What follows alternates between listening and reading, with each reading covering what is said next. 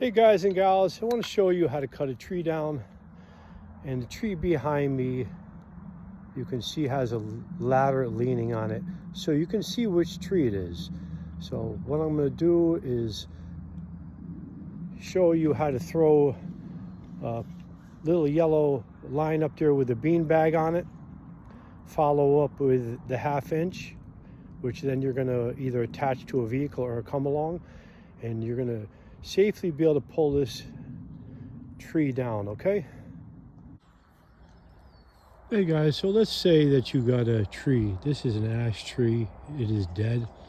It's dropping a bunch of crap on the ground. I don't want it to fall on this. It's leaning a little bit. You get a bad wind, it's very possible it's going to fall on this over here. Not what I want to do. So I'm thinking about which way am I going to drop the tree. I just want to share this with you in case you're somebody at home with a similar situation, and there's really no danger for you to drop the tree going out the way I'm walking, away from where I am. Okay, so you could drop that pretty much anywhere out there. That is the neighbor's woods. And what I'm going to do is I'm going to get this little bean bag here, this weighted bag, and I'm going to throw that up into the crotch. I want to get it up there, not the first crotch you're looking at here, the higher one there, because the higher I am in the tree, and the pull is going to move the tree a lot easier. You don't want to pull low, because let's just say the tree's rotted all the way through and I'm pulling on it, and let's say the tree is leaning this way. It's easy, and it can happen where when you're cutting the bottom of the tree, and I'm going to show you how to do that, you could end up pulling the bottom of the tree outward to your left, which is not what you want. A higher vantage point is going to allow for a greater pull on the tree, and I'll get to that in a moment with you. So you want to make sure you have adequate lines so when you throw the bean bag, it doesn't end up yanking the spool and doesn't make it up into the crotch. So what you're going to do is, you see I'm going between my legs a little bit with this, right? You see how I'm swinging this? You see? And so what I'm going to do is, and then underhand it up to there. It's going to take a couple attempts. You'll get used to it like anything else.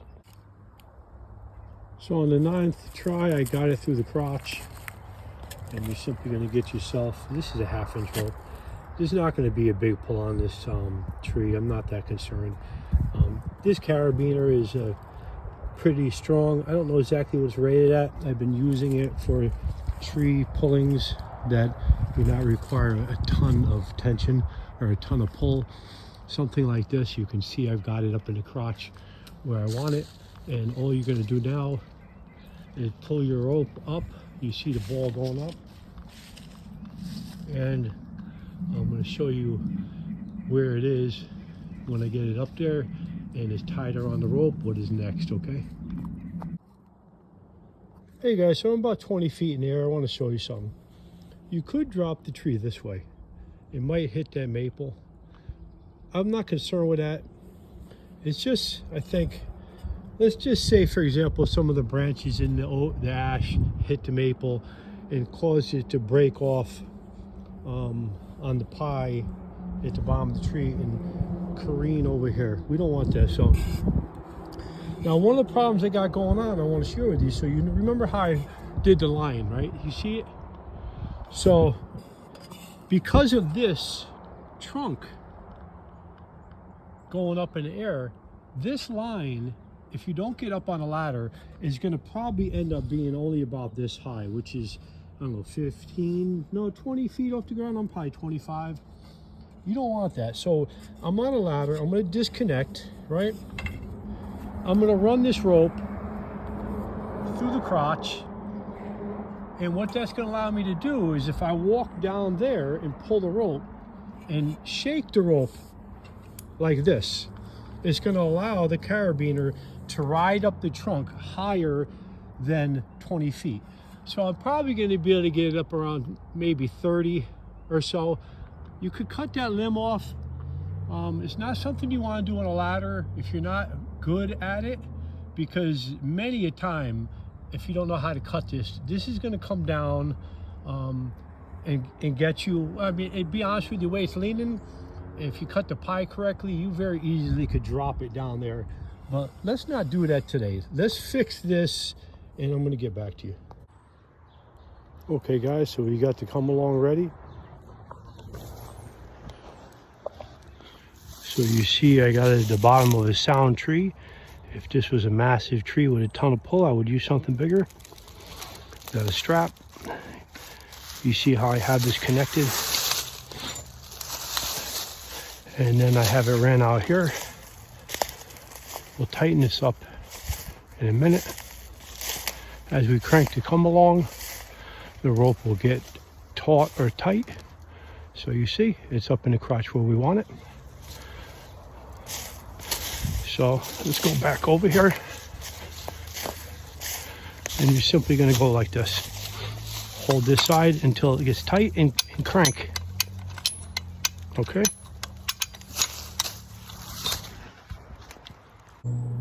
Okay guys, so the goal now is to crank until you see the top of that tree move.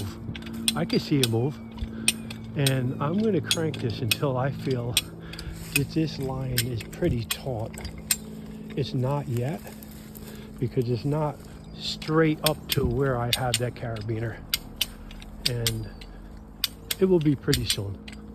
And then what we'll do is we'll go over there and cut the back of the tree, and then we'll come back over to the carabiner, to the come along and crank. So we'll go back and forth until we feel comfortable that is positively, without doubt, coming this way. Here's something I would advise. When you're wrapping your line that has the carabiner up around the trunk, run 2, 3, 4 rounds, we'll call it. Run it around the trunk a few times, then put your carabiner on and snug it up. This way, it takes less, it puts less strain on the carabiner, because the rope gets bound up on itself as it's getting pulled against the trunk. Alright guys, you're not going to be able to hear me, but I'm going to show you what I'm going to do. So you're cutting a pie in the trunk where the line is going.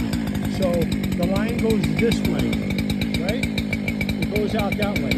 So I'm going to cut the pie here and here. So when the tree starts to fall, it has a hinge. So when it starts to fall, it has a hinge to fall on. And it prevents it rolling off that hinge. Then in the back, we're going to cut that, and we're going to put a wedge in there, just because I'm in habit of doing that, okay? Okay guys, give me 1 second.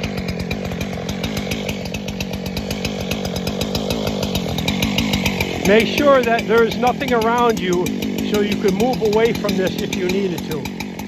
I'm looking to see where the line is.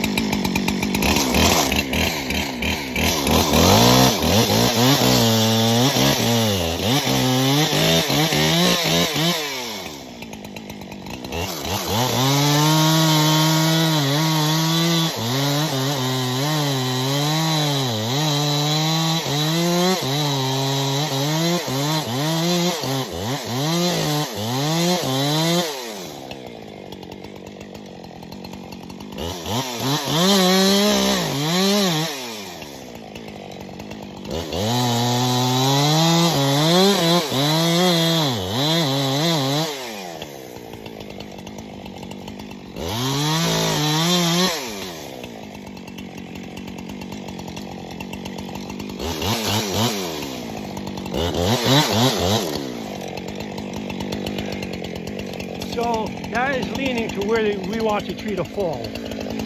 Okay?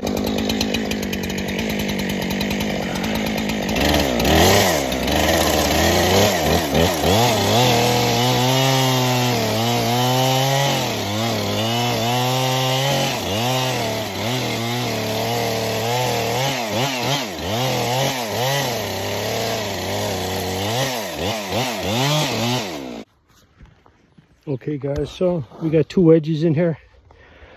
I did get something a little heavier. I got an axe to hit the back of this. Clicked, tightened up the come on a little bit. Okay, we're gonna cut a little bit more. If I had help, I would just zip right through it.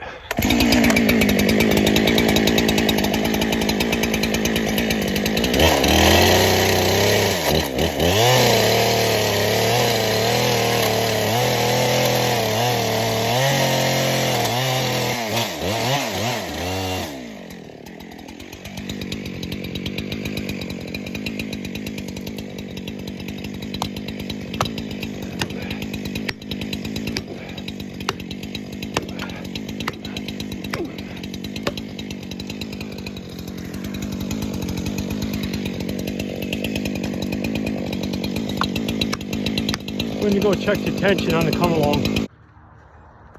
Okay guys, so this might be it. I might be able, if I had a truck attached to this, we could pull it right down, but I could hear it cracking. So let's see what happens. Okay,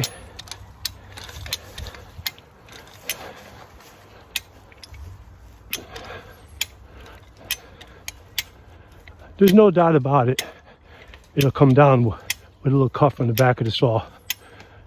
But can you hear it? It's definitely ready. The resistance on the come along is now reduced. So that means it's slowly coming this way. As I mentioned about the truck, you would be able to just pull it right over.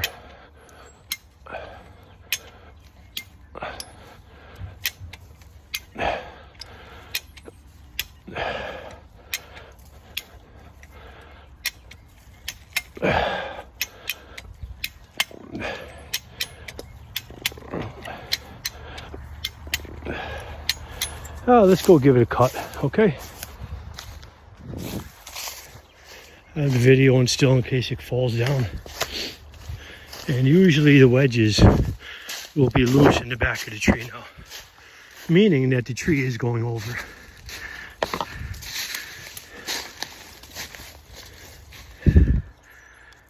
You see? Positively going over. Look, there's not even any resistance on it. What you want resistance.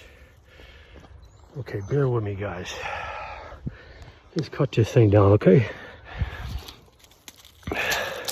Got my wedge in the way a little bit now, but we'll cut the sides, okay?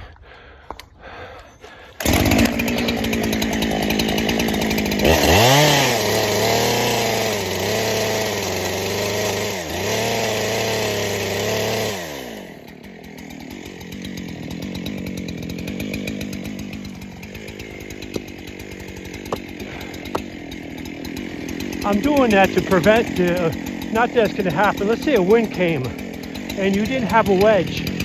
It's possible that it could backpedal.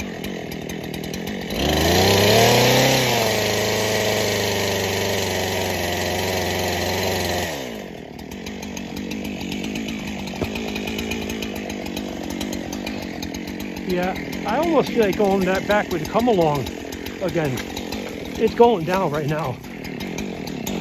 We're just gonna go with the come along because there's a lot of dead limbs over there. So let's go over there, okay? So you can watch it come down.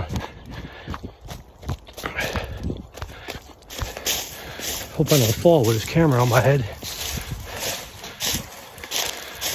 It definitely is a major workout doing it by yourself. But we're trying to be safe. Look, no resistance on the come along at all. None.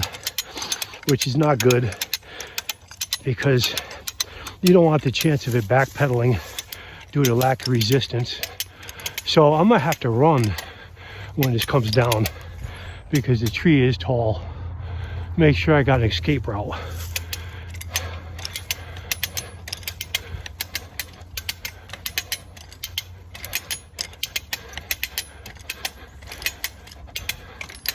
You see it shaking? That tree is really tall.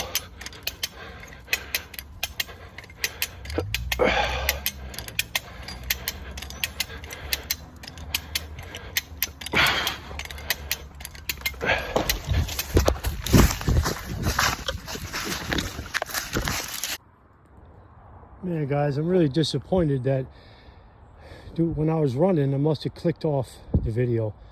Really disappointed. It looked like it was coming down. It moved about 1.5 feet, and then I gave it like 3 more cranks, and it flew down. Look how long the tree is, right? So you got to have a good escape route. And I'm just gonna cut this up a little bit to get the tree out. And the reason why you always want to have wedges in the back, and you really do want to have help, you don't never want the rope of resistance on the tree to go slack, because it can backpedal. It could break the hinge, and then it could fall backward on what you don't want. So let's go look at the hinge, okay? So you know what I mean. Okay, so this was the pie, as you know. It looked like a piece of pie. And then this is the hinge. Okay, it's actually pretty sound. If there was a bigger pie on the first 1.5 foot fall, we'll call it, it would have fell over, because what happened is the mouth closed on the pie and it touched here. And you need a little bit more pull or a little bit more cut from the back here. If you like me, give me a thumbs up and subscribe.